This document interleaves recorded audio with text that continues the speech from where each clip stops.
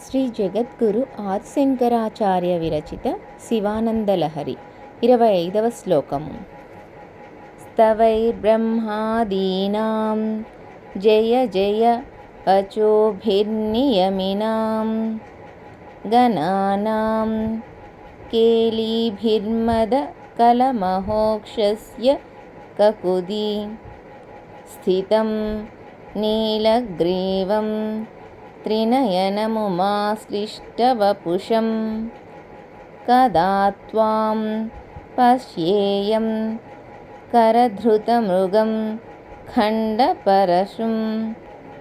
భావము: గౌరీప్రియ, బ్రహ్మాది దేవతలు స్తోత్రాలు చేస్తుండగా, మహర్షులు జయ జయధ్వానాలు కావిస్తుండగా, ప్రమథగణాలు ఆడుతూ పాడుతూ ఉండగా, సంతోషాతిశయంతో సొంపుగా ఉన్న వృషభం యొక్క మూపురం మీద ఉన్న నీలకంఠుని త్రినయనుని పార్వతీదేవిచే ఆలింగనం చేసుకోబడిన శరీరం కలవానిని మృగాన్ని గండ్రగొడ్డలిని ధరించిన నిన్ను ఎప్పుడు దర్శింతునో కదా.